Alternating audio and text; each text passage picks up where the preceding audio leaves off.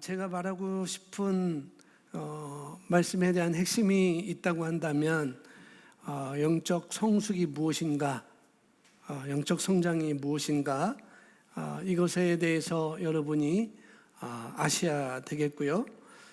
또 어떻게 영적 성장으로 나갈 수 있는가, 어떻게 영적 성숙으로 우리가 나갈 수 있는가, 그런 거죠. 이 두 가지를 오늘 말씀을 제가 드리고 싶은 말씀입니다. 자, 우리 같이 읽어나가면서 제가 설명을 드리도록 하겠습니다. 자, 여기 보시면은 우리 각각은 그리스도 안에서 우월한 영을 가지고 태어난 새로운 피조물입니다. 우리 각각은이에요. 우리 각각은입니다. 우리 각각은. 그러니 비교할 필요가 없겠죠. 각각이니까. 우리 각각은 그리스도 안에서 우월한 영을 가지고 태어난 새로운 피조물이라는 것. 우리 각각은 다 우월한 하나님의 우월하신, 그리스도의 우월하신 것만큼 우리가 우월한 영을 가지고 태어난 새 피조물이라고 말씀을 하고 있는 것이죠. 그것을 확언해주고 있는 것이 우리가 너무나 잘 알고 있는 고린도전서 5장, 고린도 후서죠? 고린도 후서인데 전서로 썼네요, 제가. 고린도 후서 5장 17절 우리 같이 고백하겠습니다. 시작. 누구든지 그리스도 안에 있으면 새로운 피조물이라. 이전 것은 지나갔으니 보라 새 것이 되었도다. 아멘. 저와 여러분이 예수를 주님으로 모셔드렸죠. 그렇게 함으로 말미암아 우리는 그리스도 안에 있게 되었습니다. 내가 예수님을 영접했다고 한다면은 모든 사람들이 그리스도 안에 있게 된 것이죠. 그런 사람들은 어떤 사람들이냐 하면은 이전 것은 지나간 사람들이라는 거예요. 옛 것들은 지나갔습니다. 그러니까 여러분 이 고린도후서 5장 17절 이전 것은 다 지나갔다고 말씀하셨으니까 이전 것은 흔적이 있다 없다? 없는 거예요. 이전 건 흔적이 없어요. 그리고 주님이 어떠하듯이 우리도 그러한 자가 된 것이죠. 그런 사람들을 뭐라고 말씀하는가? 새로운 피조물이라고 이렇게 얘기를 하고 있고, 너희는 그것을 볼 수 있어야 된다라고 말하고 있어요. 보라라고 있잖아요. 보라. 이전 것 지나간 것, 흔적도 없는 것 보지 마시고 새 것을 보라는 거예요. 보라는 것이 굉장히 우리에게 중요한 거죠. 보라고 말씀합니다. 자, 하나님께서는 새로운 피조물이 사단과 가난과 고통과 질병과 죽음의 지배당하도록 만들지 않으셨습니다. 우리가 생각하는 모든 약함, 그죠? 나에게는 이런 약함이 있어요 라고 하는 그런 약함, 또 단점, 또 악함들에 대해서 우리가 지배를 받지 않는다는 거예요. 새로운 피조물은 그런 지배를 받지 않습니다. 우리를 그렇게 만드셨고 우리는 그렇게 태어났습니다. 우월한 영으로 우리가 태어난 거예요. 그래서 새로운 피조물은 호락호락하지 않습니다. 다시 말씀드리면은 새로운 피조물은 또 오용부용하지도 않아요. 혹시 여러분들 후졌다라는 말을 아세요? 뭐 후졌어 그러는데 우리는 후지지 않습니다. 새로운 피조물 후지지 않아요. 우리는 후졌다라는 말을 쓰지 않습니다. 진짜 우리는 후지지 않아요.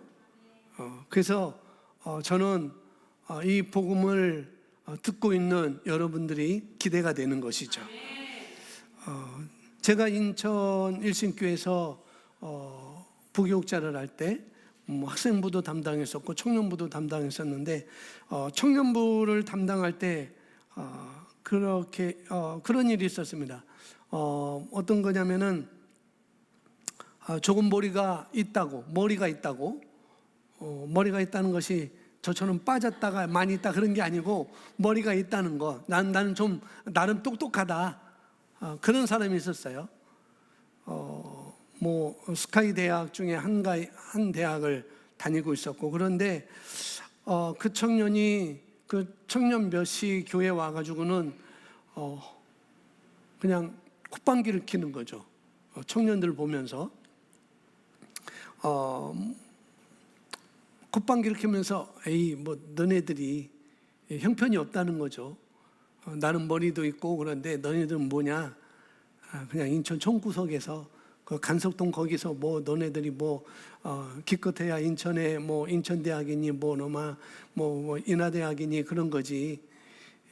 내가 서울을 구로를 지나봤느냐 그런 얘기를 하고 아주 콧방귀를 뀌고 형편없이 봤던 청년들이 있었어요.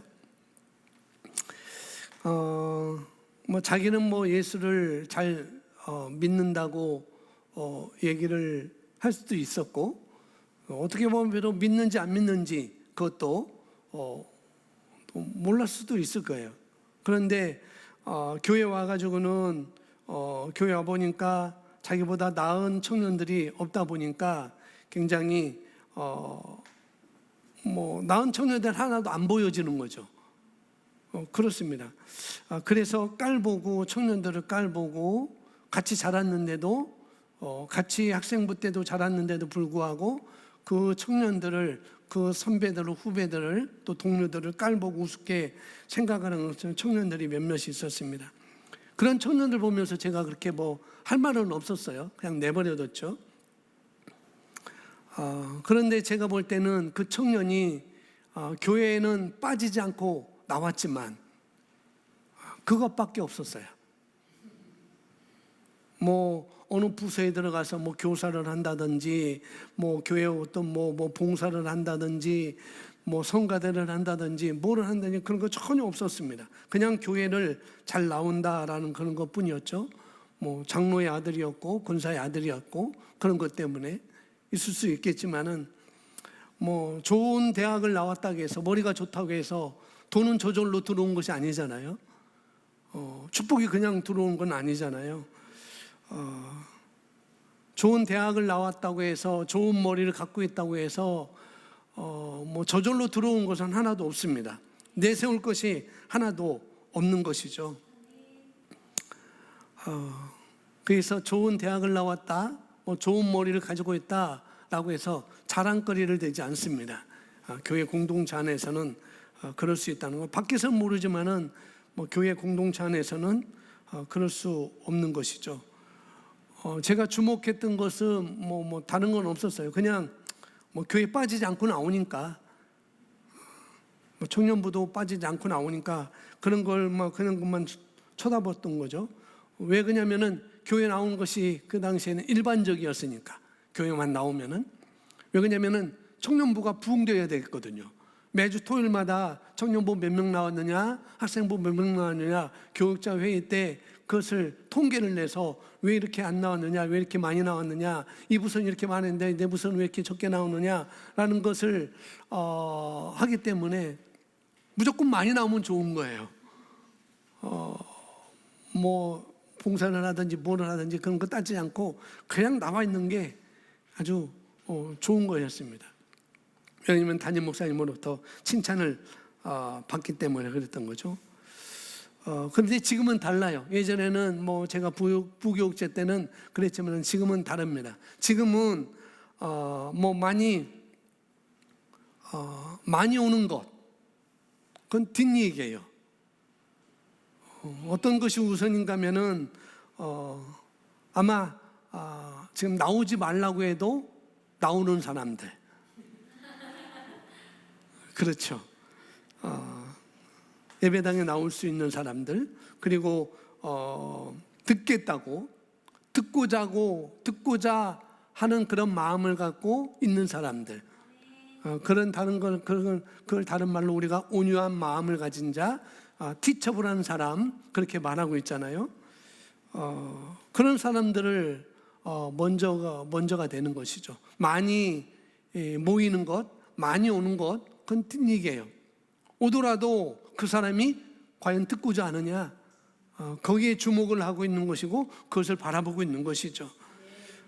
또 그런 사람들에게 말씀을 넣어주고 훈련해주고 그런 것으로 제가 바뀌었습니다.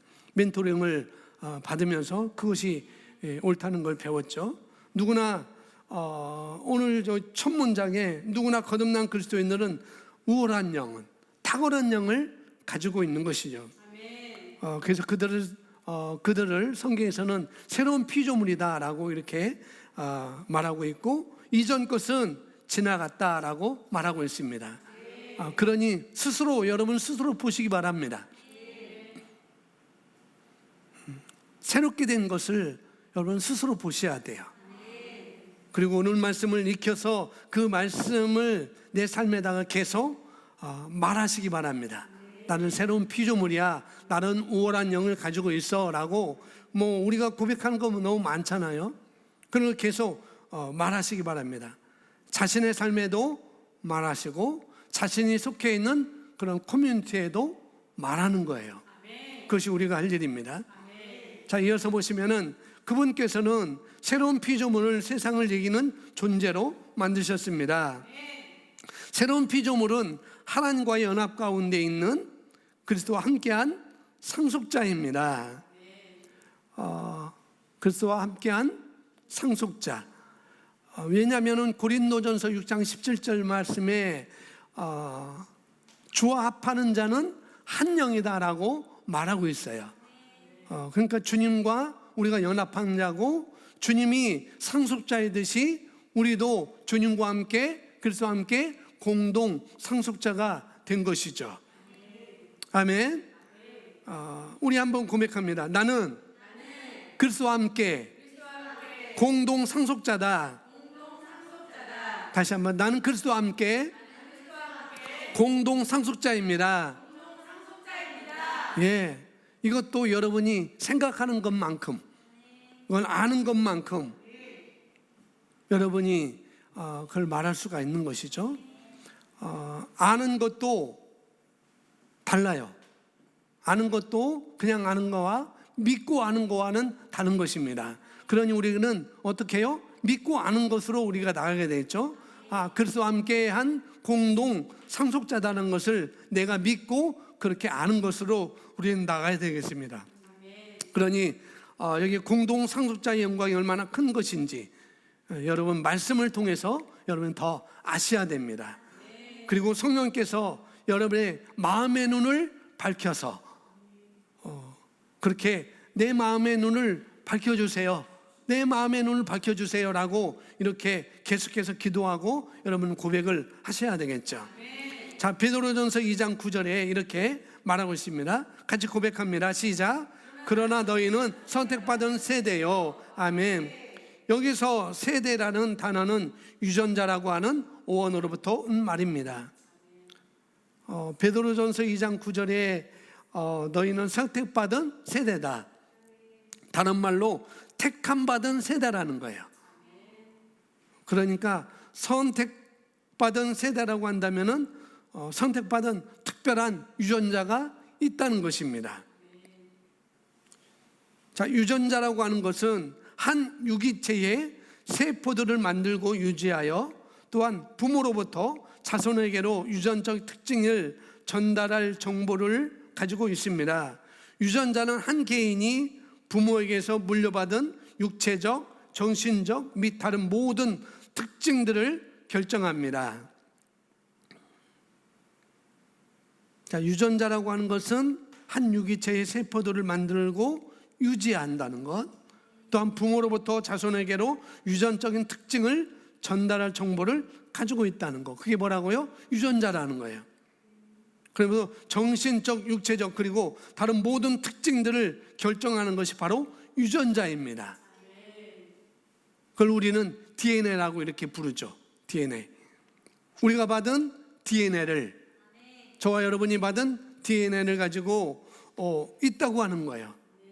우월한 영의 DNA를 내가 가지고 있다는 것, 그런 얘기죠. 그리고 우리를 선택하신 분의, 나를 선택하신 분의 가지고 있는 그 동일한 DNA를 저와 여러분이 동일한 특징을 그와 같은 육체적이고 또 정신적인 그 밖의 모든 것들을 저와 여러분 똑같이 가지고 있는 것입니다. 나를 선택하신 분, 그분의 DNA를 우리가 육체적으로도 정신적으로도 그 외 모든 특징들을 저와 여러분이 가지고 있습니다. 그러므로 말씀이 우리를 선택받은 세대라고 묘사할 때 그것은 우리가 신성한 유전적 물질에 의해 만들어졌음을 말합니다. 말하자면 우리는 하나님의 DNA를 가지고 있는 것입니다. 그러므로 말씀이 우리를 정복자보다 나은 자라고 말하는 것은 당연한 일입니다. 아멘. 또 한번 고백할까요? 나는 정복자보다 나은 자다. 나는 정복자보다 나은 자입니다. 아멘. 저와 여러분은 정복자보다 나은 자입니다. 로마서 8장 37절 말씀 우리 읽어보겠습니다. 그러나 시작.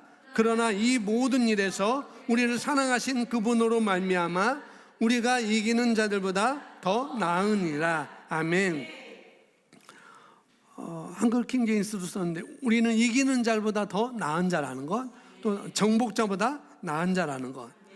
그런데 이 로마서 8장 37절 이 앞구절에서는 우리에 대해서 말합니다.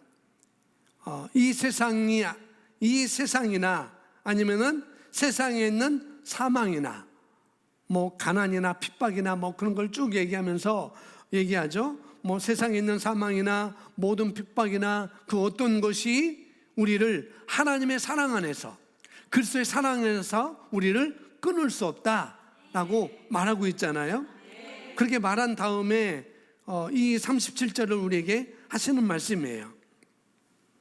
예수님이 이미 만들어 놓으신 승리, 우리가 그 승리에 우리가 동참한 것뿐만 아니라 그 승리의 삶을 우리가 일상으로 살아가는 것, 그걸 갖다가 정복자보다 나은 자다라고 말하는 것이죠. 그 승리에 동참했을 뿐만 아니라 그 승리의 삶을 내 일상 가운데 살아가는 것, 그것이 정복자보다 나은 자다라고 말하고 있는 것이죠. 예수님의 승리가 저와 여러분의 승리가 되었습니다. 그래서 우리가 승리했습니다. 아멘. 이미 그 승리의 결과와 그 유익을 우리가 맛보고 살고 있는 그런 삶을 우리가 살고 그런 삶을 우리에게 말하고 있는 것이죠. 정복자하면 우리는 이긴 자들인데요. 정복자, 이긴 자, 또 여기서 이긴 자보다 더 나은 자리다. 굉장히 좋은 말이죠. 근데 좋은 말인데 와닿지가 않을 수가 있어요. 도대체 정복자보다 나은 자가 뭐야?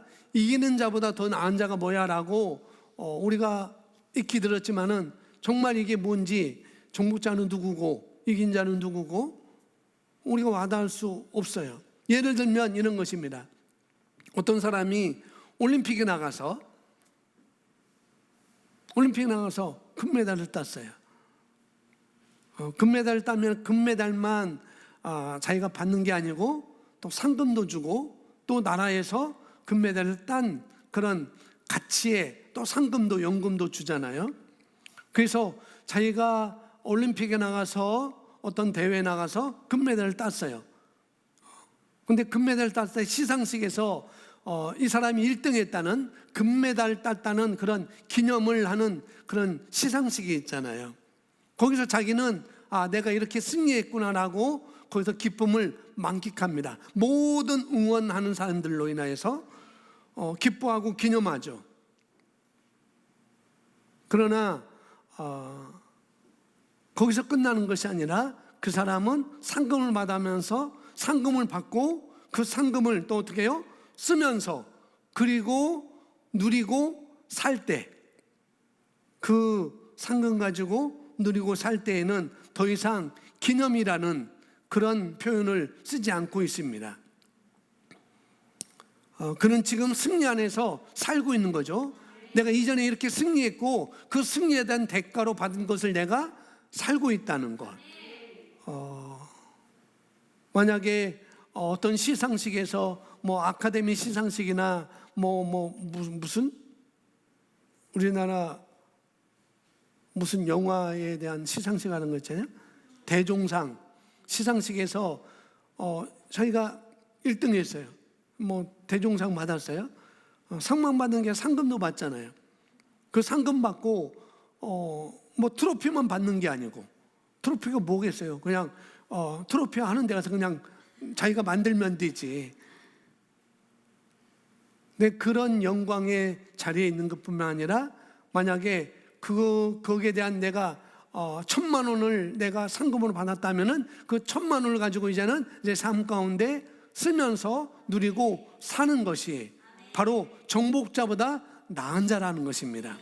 그 영광만 있는 게 아니라 그 삶을 내가 내 삶 가운데 쓰면서 누리며 사는 것, 실제 경험 가운데 있는 것을 말하고 있는 것이죠. 이미 올림픽에서, 이미 대종상 시상식에서는 그 과정을 통과했습니다. 그런 기념하는 그런 과정을 통과했어요. 이제 자신의 승리의 결과와 그 유익을 맛보고 있는 것이 정복자보다 나은 자다라고 말하고 있는 것이죠. 그래서 우리는 여기 보니까 우리는 영광과 탁월함과 아름다움과 완벽함과 신성한 기운을 나타내기 위해 태어났습니다.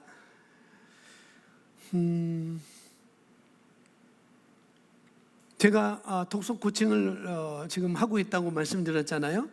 한 단계마다 8주가 돼요.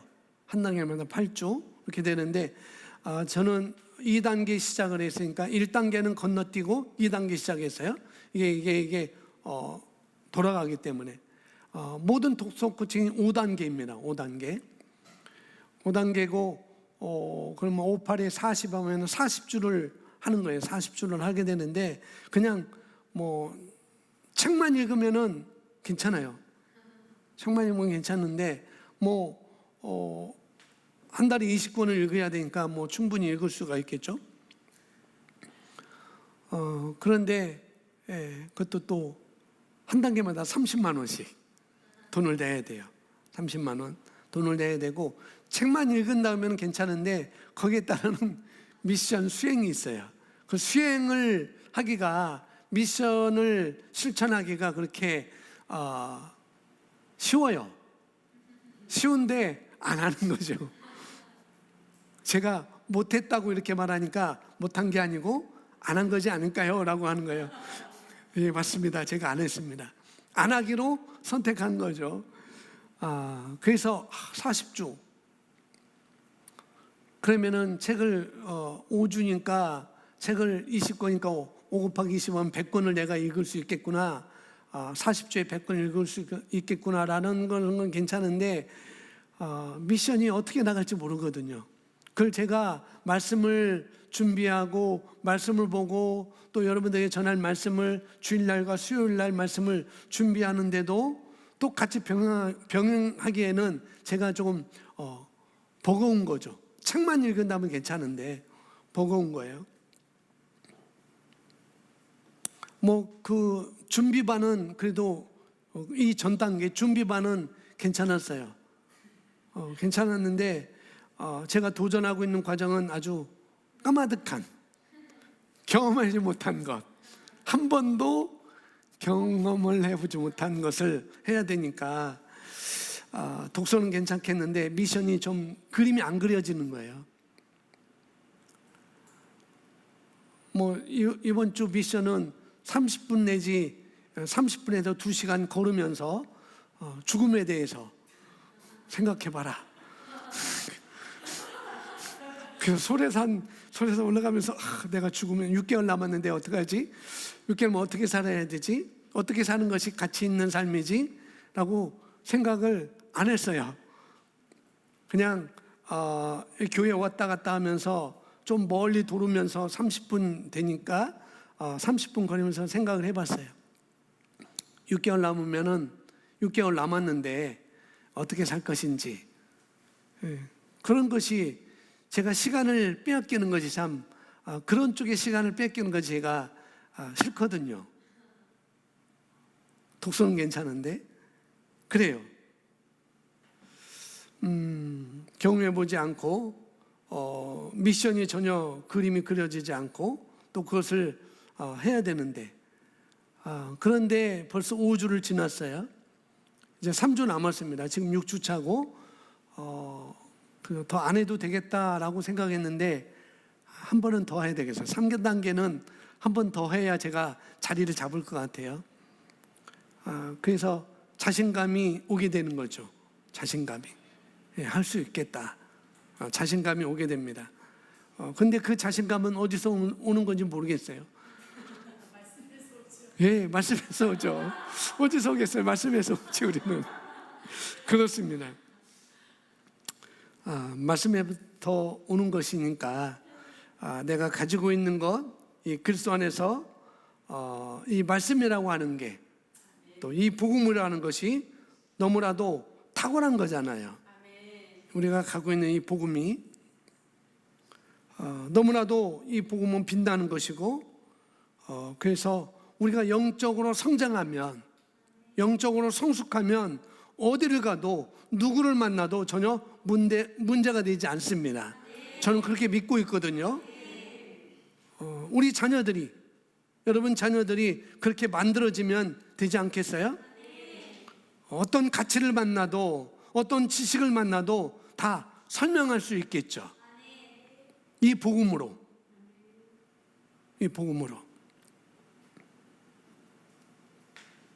그 모든 본질들을 말이죠. 그러니 우리는 복잡하지 않습니다.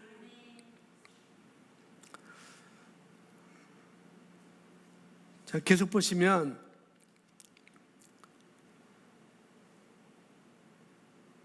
여기 우리는 축복을 가지고 다니는 자입니다. 기쁨을 가져다 주십시오. 거기까지 2줄 함께 있습니다. 시작. 우리는 축복을 가지고 다니는 자입니다. 그러므로 어디에 가든지 많은 이들의 삶을 변화시키고 고통을 없애주고 그들의 심령에 우리는 축복을 가지고 다니는 자입니다. 그러므로 어디를 가든지 많은 이들의 삶을 변화시키고 고통을 없애주고 그들의 심령에 기쁨을 가져다 주십시오. 어떻게 해요? 바르게 말하는 거예요. 바른 진리를 알려주는 것입니다. 그 들은 것들을 실행할 수 있도록 여러분이 도움을 줄 수 있다고 한다면 그게 바로 이런 일인 것입니다. 축복을 가지고 다니는 자. 사도 바울이 에베소 교회를 떠나면서 장로들에게 말하잖아요. 주와 그 은혜의 말씀에 부탁하면서 그 교회 성도들을 어떻게 할 것인지 말씀에 의탁한다고 장로들에게 이렇게 말합니다. 여러분이 없어도 사도 바울이 없어도 사도 바울이 에베소 교회에 없어도 여러분이 없어도 제가 없어도 저와 여러분이 전달한 내가 선포한 내가 말한 그 전해준 그 말이 그가 의탁되어서 그 말씀에 그가 의탁되어서 어떻게 해요? 바른 진리를 알려준 그 말이 그 사람 10년 가운데 뿌리가 내린다고 한다면 그 10년 가운데 가득함으로 말미암아 뿌리를 내림으로 말미암아 어떻게 해요? 영향력을 확장해 나가도록 하는 것이 바로 말씀대로 살아가도록 하는 것이 최고의 전략인 것입니다. 그것이 우리에게 맡겨진 거라는 거죠. 그리고 거기로 끝나지 않고 이것이 바로 제 생산인 거예요. 내가 전해준 말이 그들의 심령에 가득 채워져서 그들이 또 나가서 그런 삶을 사는 것. 이게 제 생산인 것이죠. 자, 우리 각자의 주변과 우리 각자의 세상에 있는 사람들에게 하나님의 선하심을 전달하십시오. 이를 위해 영적 성숙자로 자라나고 성장하기로 결단하는 것입니다. 영적으로 성장하는 것. 여기서 각자 세상이라고 하는 건 내가 만나는 사람들, 내가 속해 있는 커뮤니티, 직장, 이웃, 그런 것을 말한다고 우리는 이렇게 알고 있잖아요. 영적으로 성장했다는 얘기가, 또 영적으로 성숙했다는 얘기가, 말씀과 하나가 되었다는 얘기가 얘기인 것이고, 또 다른 말로 말하면은 말씀이 늘 그 사람 심령에 자리를 잡고 있는 것입니다. 그런 얘기예요. 그러니까 인식되어져 있는, 사고방식 되어져 있는, 그걸 말하고 행동할 수 있는 것입니다. 그래서 이런 사람은, 영적으로 성숙한 사람은, 영적으로 성장한 사람은, 인식되어져 있는 사람, 사고방식이 되어져 있는 사람은 세상을 그렇게 바라볼 것이죠. 내가 말씀의 사고방식으로 사람들을 진단할 것이고, 세상을 진단할 것이고, 내 환경을 진단할 것이고, 말씀의 사고방식대로 내게 주어진 일을 그 사람은 처리를 할 수가 있겠죠. 그렇습니다. 그렇게 말씀이 나의 사고방식이 되게 하는 것, 그 사고방식이 되어 있는 그 말씀을 내가 입으로 말합니다. 사고방식이 되어 있는 것을 내가 입으로 말하는 것이죠. 그리고 말한 걸 따라서 상황이 어떻든 상관없이, 내 상황이 어떻든 상관없이 내가 심령에 사고방식이 되어 있는 것을 말하고 말한 대로 내가 살아가는 거예요. 그게 바로 믿음인 것입니다. 그게 바로 영적으로 성숙한 사람인 것이고. 자, 요한일서 5장 4절 말씀입니다. 우리 같이 고백합니다. 무릇 하나님께로부터 난 자마다 세상을 이기느니라.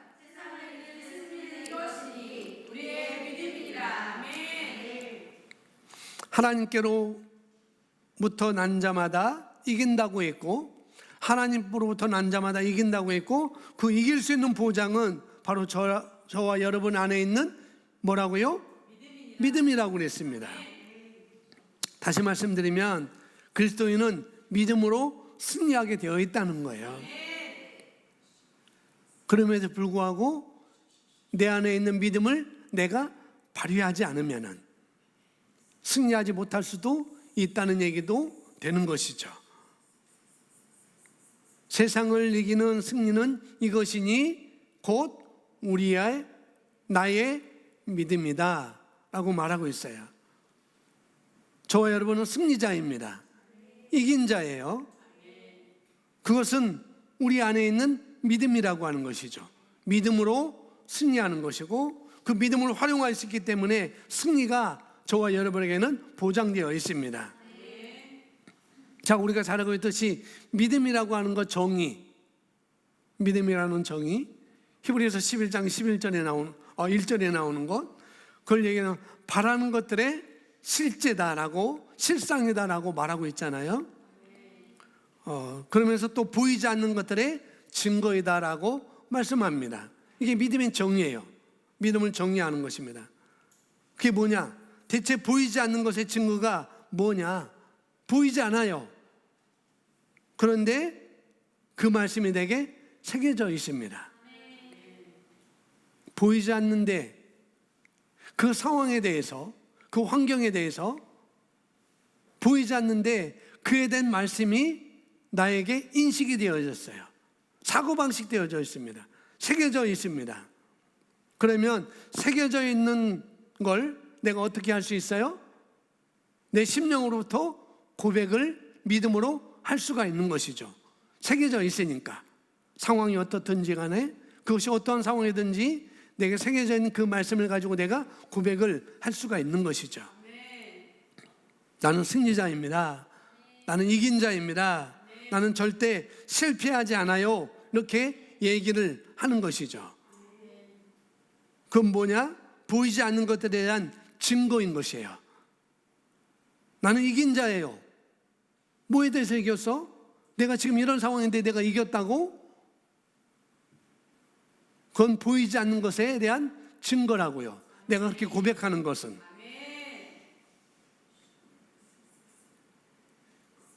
믿음이라는 것은 바로 그런 거라는 거예요. 믿음이라는 거. 어떻게 믿음이 생겨져요? 로마서 10장 17절에 믿음이 어떻게 생겨져요? 믿음은 들음에서 난다고 말하고 있잖아요. 그 들음은 뭐라고요? 그리스도의 말씀으로 말미암아 그 믿음이 우리에게 생겨집니다. 그 믿음이 생겨져요. 하나님의 말씀으로, 그리스도의 말씀으로 난다라고 말하고 있습니다. 믿음은 들음에서 나며, 들음은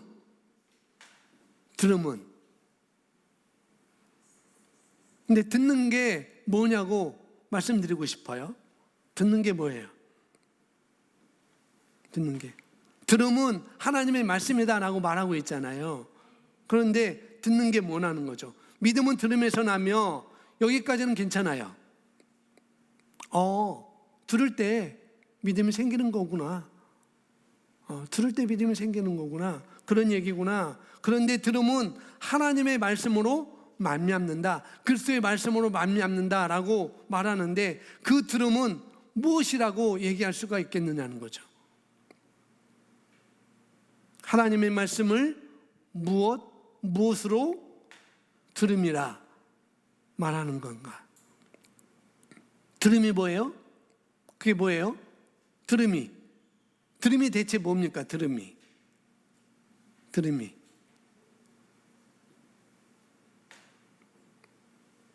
들음은,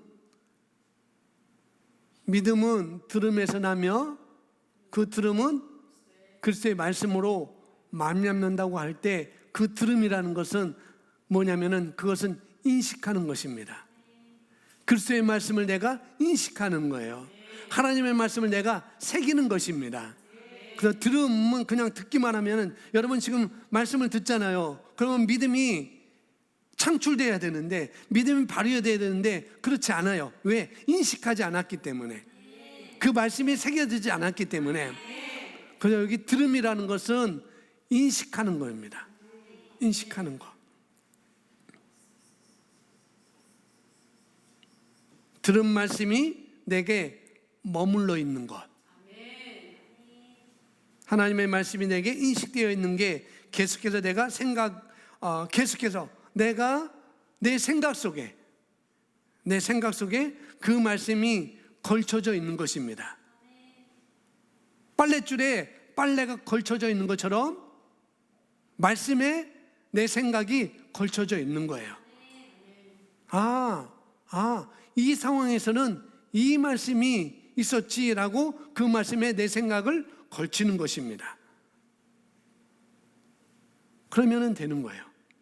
그러면 결과가 우리가 얻을 수가 있습니다. 그것을 여기서 말하는 들음이라고 우리가 아시면 되겠습니다. 예를 들어서 제가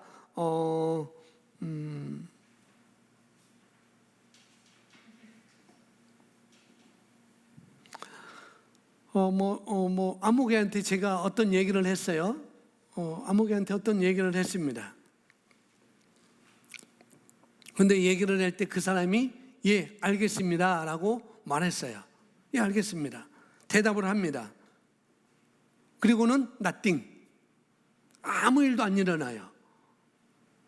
말한 것은 일을 내게 되어 있습니다.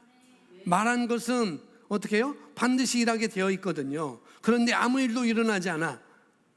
왜 그럴까요? 말했는데 아무 일도 일어나지 않는 것이 왜 그럴까? 듣기는 분명히 들었어요. 내가 듣기는 들었습니다. 기억나요? 그 말씀. 기억나요. 기억나요. 근데 기억나는 거 말고 들려진 말씀이 계속 어디 머물러 있어야 돼요? 여기에 머물러 있으면 안 되고 여기까지 내려와야 되는 거예요. 여기에 새겨지는 것. 그런데 이 상태는 여기 있는 게 아니고 여기서 이렇게 해서 이렇게 빠져나가는 게 아니고 여기 있는 것이 이렇게 해서 이렇게 내려오는 것은 우리 스스로 만들어야 됩니다. 그건 누가 해주는 것이 아니에요. 제가 해줄 수 없어요. 들었습니다. 그리고 알겠어요. 대답을 합니다.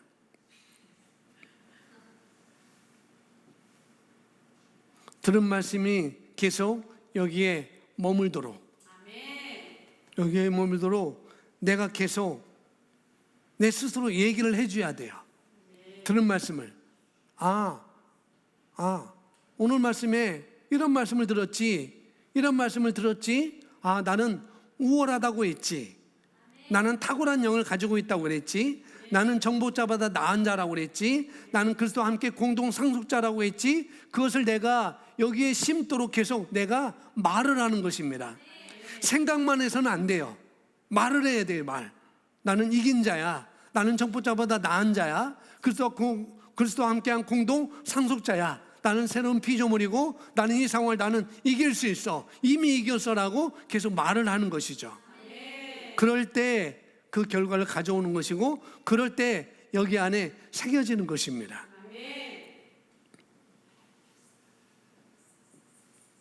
그것은 내가 만들어야 돼요. 우리 스스로 만들어야 됩니다. 여러분이 들은 것을 놓친다면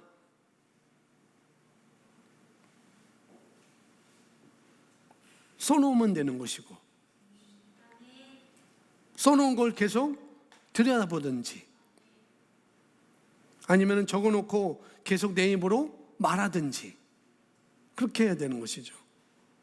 왜요? 내가 계속 인식해야 되니까. 그러면 분명히 일을 할 텐데 그걸 안 하는 거죠. 여러분이 뭔가를 놓친다고 한다면은 써놓으세요. 자꾸 써놓으세요. 2층에 들어올 때 보셨는지 모르겠지만은 조그만 그 비밀번호 거기 옆에다가 뭐 써놨습니다. 문을 잠글 때 확인할 것, 확인할 점. 1. 띠리링 울릴 때까지 살며시 밀어주세요. 2. 문이 잠겼는지 확인하세요. 3번 꼭 반드시. 왜? 써놓고 보라고. 안 보면 안 되니까. 2층의 문이 이게 조금 간격이 있어서 잘 안 닫힐 때가 있어요. 그래서 문이 열려져 있습니다. 하루 24시간 아니면 3일 내내. 제가 2층에 내려올 일이 별로 없거든요. 그냥 오르면 4층으로 가지. 근데 계속 문이 열려져 있어요. 그래서 어느 누구든 교회 왔다가 나가면은 이걸 확인하라고 제가 써놨습니다. 여러분들도 뭔가를 들었다면은 들을 것, 내가 고칠 것, 내가 시행할 것, 내가 실행할 것 있다고 한다면은 써놓으시기 바랍니다. 그리고 그게 들여다보는 거예요. 그러면 잊지 않겠죠. 근데 그걸 안 한다는 거죠. 그걸 안 하는 게 너무 익숙해요. 뭐 이유도 있겠죠. 여러 가지로. 물론 이유가 있습니다. 뭐 정보도 많이 있을 수 있고, 그러나 여러분이 쳐낼 것은 쳐내셔야 돼요. 많은 정보 있지만은 단순화시켜야 된다고요. 뭐 지금 마음에 가득한 것이 입으로 나온다고 독서 코칭을 하고 있잖아요. 준비반 2주 동안은 준비반의 미션은 뭐냐면 매일 아침에 손바닥 미션이 있어요. 손바닥에 감사를 말하는 것. 근데 제가 워낙 글씨가 잘 써지잖아요. 글씨 잘 쓰잖아요. 그런데 제 손이 예쁘지가 않아가지고 써도 글씨가 그렇게 안 좋아요. 그래서 저는 타이핑 많이 치고 노트에 썼습니다. 매일 아침마다 감사하는 거예요. 굿모닝 미션이 그겁니다. 감사하는 것. 그런데 사람이 감사를 생각하지 않아요. 아침에 일어나서 감사 생각하지 않습니다. 그것도 매일 쓰기를 위해서라도 생각을 해야 되는 것이고 2주 동안에 자리 잡기 위해서 그걸 해야 돼요. 떠올려야 돼요. 떠올려야 돼요. 감사한 것이 뭐지? 떠올려야 됩니다. 뭐가 감사한 일인지 떠올려야 되고, 또 없으면은 또 만들어야 돼요. 뭐가 감사하지 하고 만들기까지 해서 제가 써놓아야 됩니다. 이것도 감사하다고 내가 생각할 수 있겠구나라고 생각하기 시작합니다. 인식하기 시작하는 거죠. 그러면 오늘도 감사했던 그 일이 분명히 그 사람에게 감사가 실제가 되는 것이죠. 뭐가 될 때? 인식이 될 때. 그 인식되는 것이, 새겨지는 것이 굉장히 중요합니다. 자, 두 번째 패러그래프 보시면 예수님께서는 이 땅에 오셔서 우리를 위해 죽으시고 부활하셔서 우리에게 영원한 생명을 주시기 훨씬 전에 주님께서는 선지자 에스겔을 통하여서, 하나님께서는 선지자 에스겔을 통하여서 새로운 피조물을 향한 이 놀라운 축복에 대해서 예언하셨습니다. 에스겔을 통해서 이미 구약에서 어떻게 해요? 예언해 주셨고, 하나님께서는, 예수님께서는 자기의 부르심을 그것을 행하시고 이루셨습니다. 그렇게 예언했던 것을, 그게 아름다운 것이죠. 그리고 그것은 주님의 길이었어요. 이제 우리는 우리 길이 있습니다. 그러니까 누구와 비교할 게 아니라 내 길을 가면 되는 거예요. 내 일을 하면 되는 것입니다. 여러분의 부르심을 가면 되는 거예요. 내 부르심이 무엇이지? 내가 할 것이 무엇이지? 그걸 아는 것도 그렇게 어려운 것도 아니에요. 아는 것도. 자, 에스겔서 36장. 그러면 그것이 뭔지 36장 26절 27절 우리 같이 고백합니다. 시작. 내가 또 너희에게 새 마음을 주고 너희 안에 새 영을 넣으리라. 내가 너희 육체에서 돌 같은 마음을 제거하고 살 같은 마음을 주리라. 또 내가 나의 영을 내 안에 두어 너희로 나의 규례를 행하게 하리니 너희가 나의 명령을 준수하고 행하리라. 하나님께서는 이렇게 말씀하셨습니다. 또 내가 나의 영을 너희 안에 주어서 너희로 나의 규례대로 행하게 하리니 그러면 너희는 나의 명령을 준수하고 행하리라 라고 말씀하셨어요. 그러니까 결국은 여기 말 내 안에 있는 하나님의 영이 있는 것도 그건 하나님이 하신 일이죠. 하나님의 영은 성령인 것이고 그 영이 내 안에 있는 것도 하나님이 하신 일이고, 그 당시에는 하나님이 하신 일이었죠. 그렇게 하도록 하나님이 하신 일이었고, 이제는 우리에게 하신 일이라는 것. 그 다음에 여기 보니까 규례들을, 내 삶의 모든 그런 필요들을 행하고 채운 일도 내 안에 있는, 내 안에 주어진 그 영이 하는 거라는 거죠. 그렇죠? 그런데 거기에 뭐가 필요하다고요? 우리의 영적 성장이 필요하다고요. 이분이 이렇게 하는 것을, 그 규례를 행하도록 하는 것, 그것이 내게 오도록 하는 것은 우리가 영적 성숙이 이루어질 때, 영적 성장이 이루어질 때 그것이 필요하다고 지금 여기서 얘기를 하고 있는 것이죠. 왜냐하면 저와 여러분 안에 있는 영이 우리를 그런 진리 가운데로 인도할 테니까 행하게 할 거고, 우리에게 충만하게 일어나도록 하셔서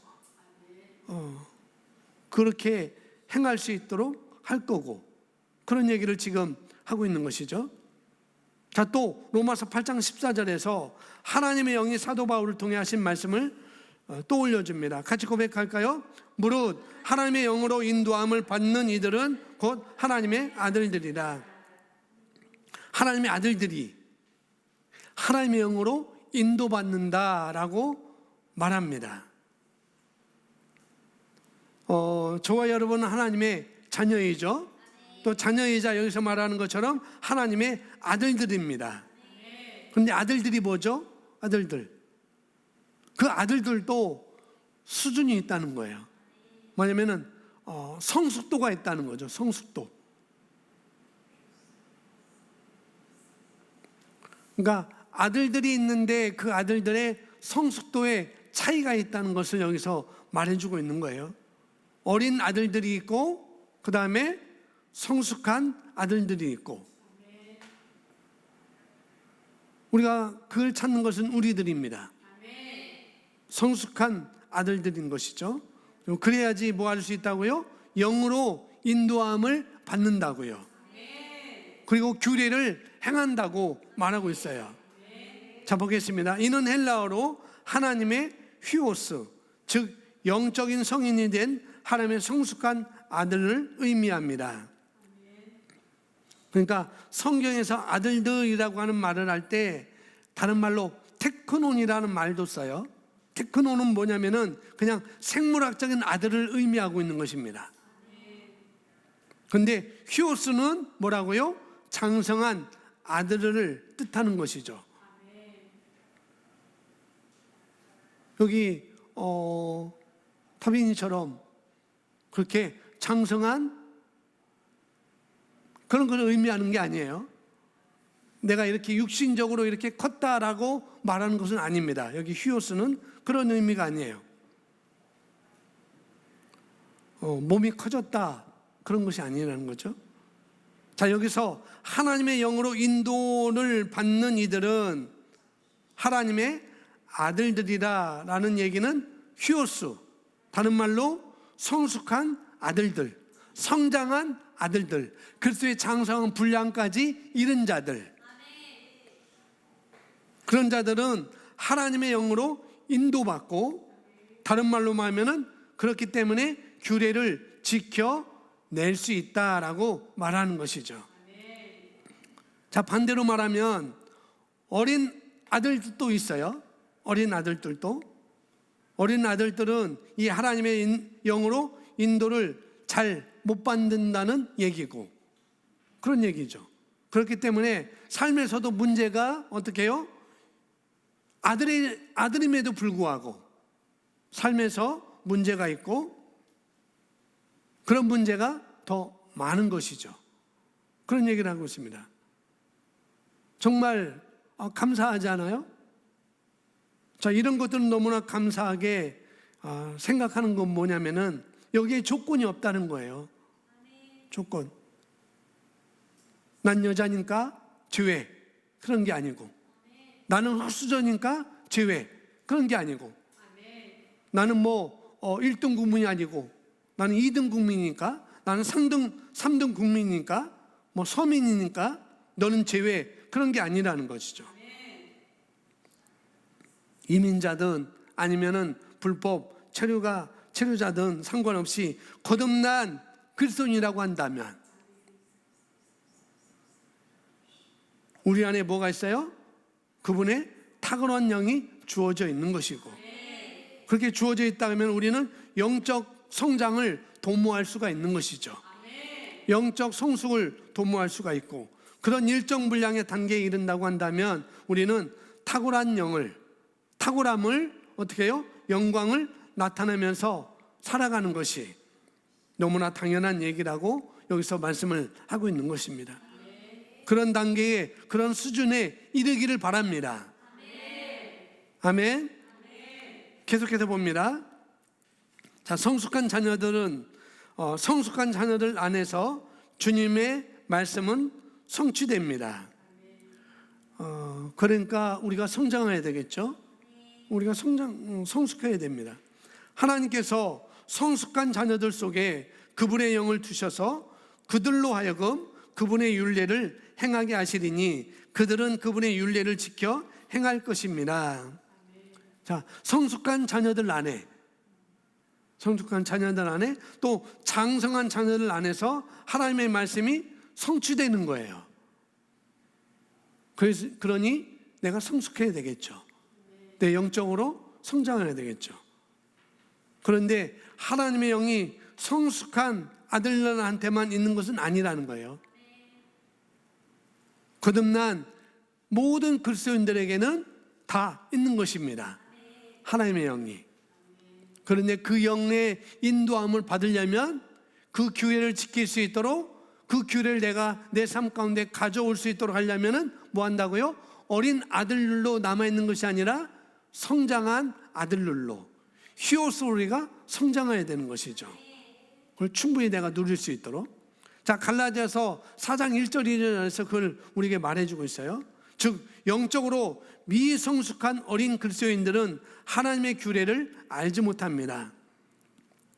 뭐가 뭔지, 이게 뭔 말인지, 어떻게 살아야 될지 또 모른다는 거죠. 자, 갈라디아 4장 1절 2절 한번 우리 고백해 보겠습니다. 시작. 내가 또 말하노니 유업을 이을 자가 모든 것의 주인이나 어렸을 동안에는 종과 다름이 없어서 그 아버지가 정한 때까지 흉년과 성질이 아래에 있나니. 아멘. 너무나도 정확한 명확한 말씀입니다. 상속자고 승리자이고 또 탁월함에도 불구하고 또 그러한 영을 이미 우리가 가지고 있음에도 불구하고 나는 우월한 영으로 탁월한 영으로 정복자보다 나은 자로 그리스도와 함께 공동 상속자로 어떻게 해요? 태어났음에도 불구하고 어떻게 해요? 어려서 아직까지 어려서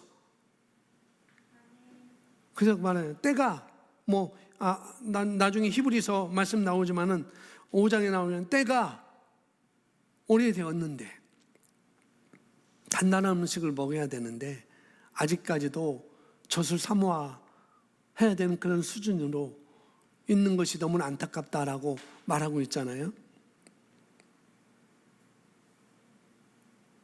우리는 아주 탁월하게 태어났습니다.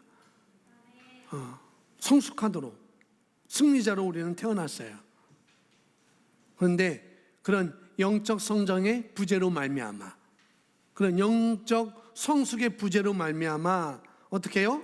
종과 다를 바가 없다라고 말하고 있는 것이죠. 종은 자유하지도 못해요. 그죠? 자유하지도 못합니다. 자유할 수도 없고 또 스스로할 수도 없고 또 능력을 펼칠 수도 없고 행복하고 건강하고 지혜롭게 태어났음에도 불구하고 그걸 가지고 있음에도 불구하고 어떻게 해요? 영적 성장이라고 하는 영적 성숙이라고는 다른 말로 말하면 말씀과 하나가 되는 그 단계를 내가 받아들이지 않아서 그런 훈련을 내가 스스로 하지 않아서 내 몸에 익숙하지 않아서 내 입에 그렇게 말하는 것이 익숙하지 않아서 불행하고 지혜롭지 못하고 건강하지 못한 삶을 살아간다라고 이렇게 얘기를 하는 것이죠. 그럼에도 불구하고 만약에 육체적으로 내가 어떤 핸디캠을 가지고 있다, 육체적으로든지 여러 가지로 우리가 자연적으로든지 그런 핸디캡이나 또 어려움이 있거나 문제가 있다 하더라도 그런 상황을 내가 처했다면 첫 번째는 내 안에 건강과 신성한 치유가 있다는 걸 내가 알고 그 다음에 그 말씀과 내가 하나 되어서 입으로 나의 육체를 향해서 뭐라고요? 나는 신성한 건강이 있어. 나는 건강해 라고 말하는 것. 그것이 있어야 되는 거죠. 그 육체를 향해서 그 상황을 향해서 내 인생을 향해서 내가 고백하고 그런 발걸음을 내딛기 시작한다고 한다면 반드시 하나님의 말씀 안에서 하나님의 말씀에서 말하는 그런 윤례가 저와 여러분 삶 가운데 분명히 펼쳐질 것입니다. 더 나아가서는 그러한 사람이 이제는 내 자신 말고 또 다른 사람도 도울 수 있는 그런 자리로 내가 가야 되는 것이죠. 어떻게 해요? 말씀에서 말하는 그것이 무엇인지 내가 아는 것입니다. 그것이 재정 분야이든 그의 건강에 관한 거든 그러한 말씀을 지식을 내가 넣어주는 것입니다. 그런 말씀을 넣는 거죠. 하나님과 그 말씀과 내가 하나가 되도록 그렇게 돕는 일, 그게 바로 셀 모임인 것이고 그것이 바로 성도의 교제인 것입니다. 그런 것이 가치가 있는 삶인 것이죠. 하나님의 규례라고 하는 것은 사람들과 일들과 사건들에 대한 그분의 생각과 마음을 말하는 것입니다. 사람들의 일들, 그 다음에 사람들의 사건들, 또 사건들에 대한 하나님의 생각과 마음을 말하는 것, 그것을 행할 수 있는 자가 누구예요? 영적으로 성숙한 자입니다. 영적으로 성숙한 자. 그런 자만이 그 사람들의 일들에 대해서, 그 사람들의 사건들에 대해서 하나님의 말씀을 집어넣을 수가 있죠. 그렇게 말해줄 수가 있어요. 누가 그렇게 말할 때 그 사람에 대해서 그건 아니야, 그건 아닌 것 같아, 말씀에서는 그렇게 말하고 있지 않고 우리가 또 그런 자라고 말하고 있지 않잖아. 그러니까 이것을 우리가 돌려야 되지 않겠어? 내가 가난하게 사는 것 하나님께 원하는 것이 아니야, 그건 하나님의 마음이 아니야 라고 말해주는 것, 그걸 말하고 있는 거예요. 그건 아무나 할 수 없다고요. 성숙한 자만이 할 수 있다고요. 그러면 내가 어떻게 성숙하냐? 아니요, 성숙한 자는 뭐냐면 말씀이 새겨진 거예요. 하나님의 말씀이 거기에 대해서 새겨진 사람이 바로 성숙한 자인 것입니다. 자, 이어서 보겠습니다. 삶의 어떤 문제들을 우리가 하나님의 관점을 알아보고 그것에 연결시키려고 하지만 그에 대한 성경 구절을 쉽게 찾아볼 수 없을 것들도 있습니다. 없는 것들도 있습니다. 그러나 우리는 성령님을 통해서 그러한 문제들에 대한 하나님의 마음을 이해하고 해석할 수 있으며 그분의 의를 세울 수 있습니다. 히브리서 5장 14절 말씀 같이 고백합니다. 시작. 단단한 음식은 장성한 자들의 것이니 그들은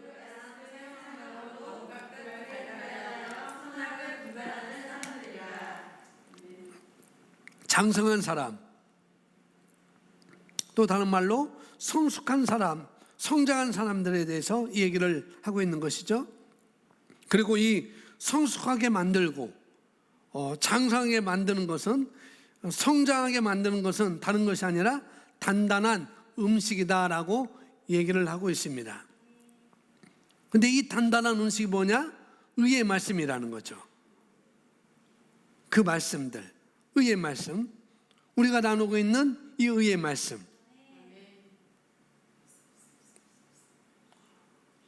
그래서 지금 듣고 있는 이 말씀이 지금 듣고 있는 말씀뿐만 아니라 여러분이 어떤 말씀을 들을 때 내 마음에서 껄끄럽다, 정말 껄끄러워, 그런 마음을 가지고 있다고 한다면 그건 뭐냐면은 어린아이여서 그래요. 어린아이여서.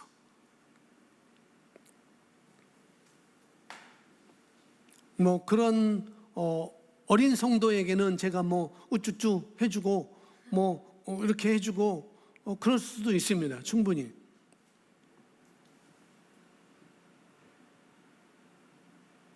목사님 그런 사람들도 있으니까 이렇게 해주고 이렇게 그래야 되니 그렇게 해서 올 수도 있잖아요 라고 그렇게 말할 수도 있겠죠. 물론 그렇게 할 수도 있습니다. 그러나 말씀을 들을 때, 어떤 걸 말해줄 때 내가 껄끄럽다고 생각한다고 한다면 이유는 뭐예요? 내가 아직 어린아이여서. 그걸 아셔야 돼요. 아주 어린 아이한테는 보듬어 주면 되겠죠. 보듬어 줘야 돼요, 어린 아이에게는. 그러나 일정 분량 어느 정도 되면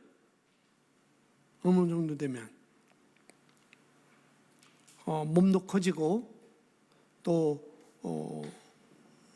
그렇다고 한다면 그럴 때는 적당한 가지치기를 해줘야 되지 않겠어요? 여러분 자녀가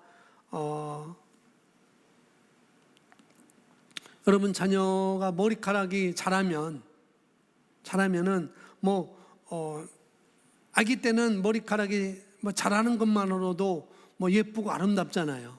그죠? 머리가 하나도 없다가 머리가 나오니까 자꾸 커지니까 아름답는데, 그러네 어느 정도 되면은 어느 정도 되면은 깎아주고 또 볶아줘도 줘야 되고 또 뭐예요? 다듬어 줘야 되고 뭐 빗질도 해줘야 되고 그 다음에 핀도 꼽아줘야 되고 그런 거잖아요. 삶의 문제도 마찬가지라는 거예요. 잘못하면 그게 아니라고 얘기를 해줘야 됩니다. 이게 맞는 거라고 얘기를 해줘야 돼요. 근데 그 얘기를 그걸 듣기가 싫다고 한다면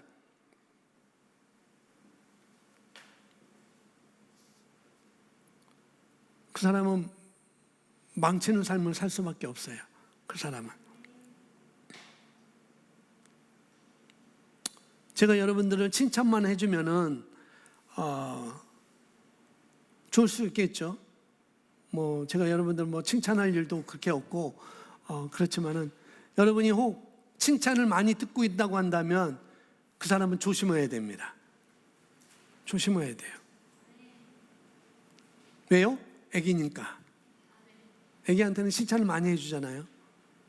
해줄 것도 다 해주고 애기니까. 그렇습니다. 근데 열매 맺는 사람은 가지치기를 해주는 것입니다. 가지치기를 해줘야 돼요.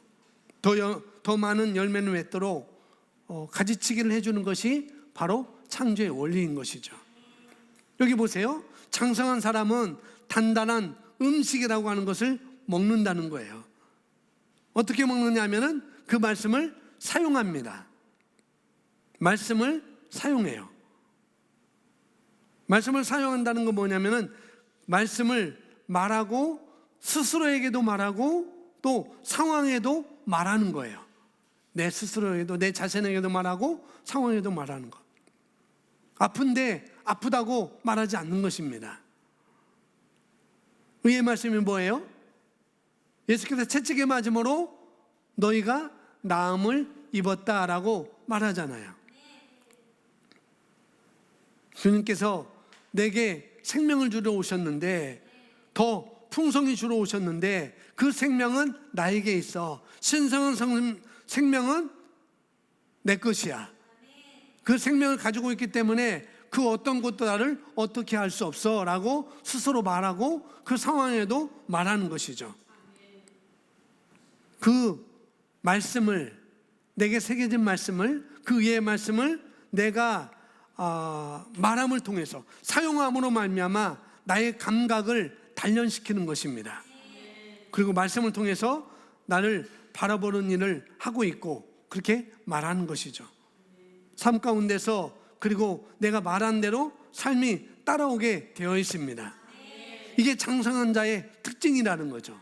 아까 규례를 행할 수 있도록 한다는 것이 바로 그것이죠. 이게 영적 성숙, 영적 성장한 사람의 자랑이자 바로 아름다움인 것입니다.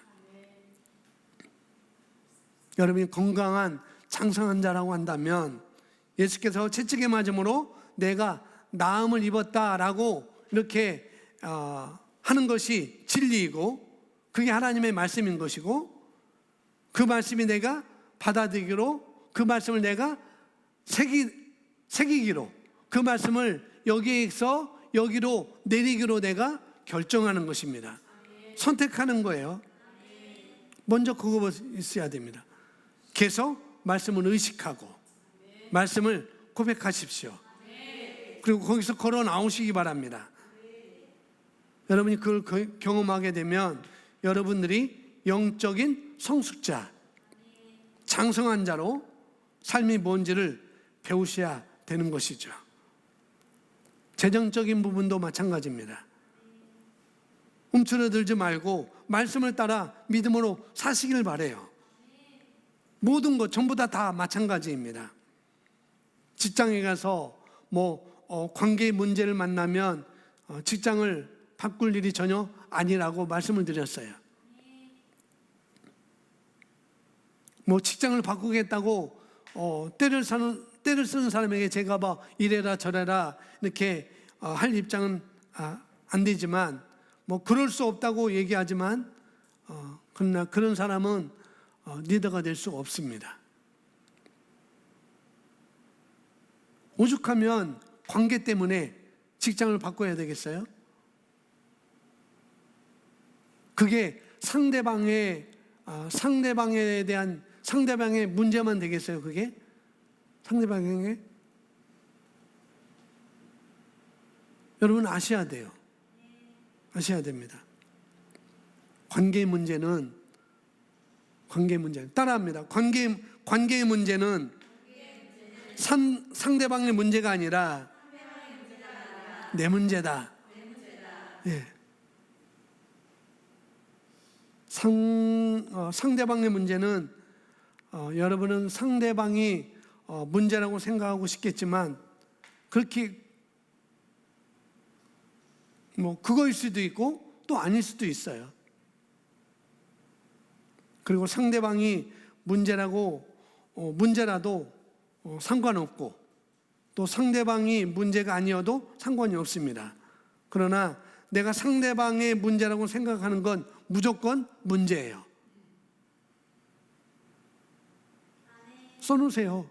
이 명언. 상대방의 문제라고 생각하는 건 무조건 문제이다.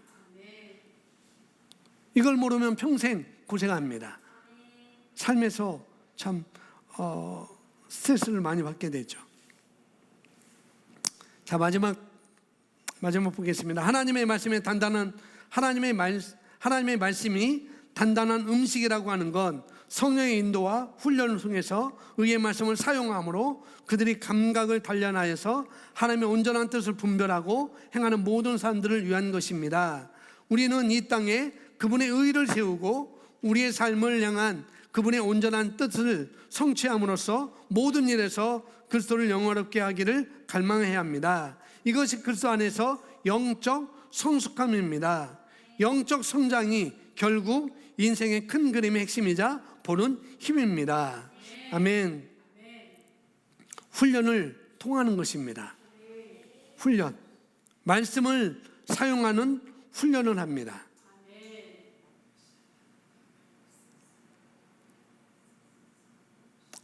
내가 사용할 수 없다고 한다면 옆에 분이 그렇게 사용한다면 그 사람한테 배우면 되는 거예요. 바른 것이 뭔지 또 일러줄 수도 있고 배울 수도 있습니다. 이렇게 해야 돼요. 이렇게 말해야 돼요. 이렇게 생각해야 돼요. 이렇게 생각하는 것이, 이렇게 의식하는 것이 마땅해요라고 말해줄 수 있어야 되고, 우리는 그런 자리까지 가야 되고, 그렇게 고백하는 것이 마땅하다고 말해줄 수 있어야 됩니다. 그런데 그런 말이 듣고 싶지 않다면은 안타깝게도 그 사람 뭐라고요? 어린아기라고요. 어린아기. 어린 아들들. 그 사람은 다 있음에도 불구하고 가져올 수가 없죠. 누릴 수가 없어요. 또 영적으로 성숙하기 어려울 거예요. 한번 생각해 보세요. 왜 듣기 싫은지, 왜 그 소리가 듣기 싫은지. 바르게 말해주는데 왜 그 소리가 듣기 싫을까요? 그것은 어린 아이일 수도 있겠고, 또 하나는 자기 생각이 맞다고 생각하는 거예요. 내가 생각하는 것이 맞다고 생각하는 거. 근데 그것은 성경에서 뭐라고 하느냐? 교만이라고 말합니다. 교만. 하나님은 교만한 자를 대적한다라고 말씀하고 있어요. 그러니까 하나님과 아무런 관계가 없는 거죠. 거듭났음에도 불구하고, 새로운 피조물에도 불구하고 그 말씀과 아무런 관계가 없어요. 그 말씀이 내게 이루어질 수가 없는 거예요. 아무 소용이 없습니다. 구원을 가져다 놓았음에도 불구하고, 예수님의 속량을 받아들이지 않는다고 한다면 아무 소용이 없는 것처럼, 구리뱀을 만들어서 매다 놓고 쳐다보라고 해도 쳐다보지 않으면 아무런 소용이 없는 것처럼 똑같습니다. 받아들이지 않으면 아무런 소용이 없어요. 자, 오늘 말을 많이 했는데 우리 기도하겠습니다. 여러분 마음으로 결정하시기 바랍니다. 첫 번째는 영적으로 성숙하셔야 됩니다. 영적으로 성장해야 돼요. 그래서 내가 말씀을 정확히 알고 그 말씀과 하나가 되는 그런 과정이 우리에게 또 필요한 것이고, 그게 바로 우리가 성도로서 모이는 본질인 것이고, 그 방향은 바로 그렇게 되어서 내 삶뿐만 아니라 다른 사람의 삶까지도 영광에서 영광으로 나아갈 수 있도록 나눠주고 섬기는 일을 우리가 해야 되는 것입니다.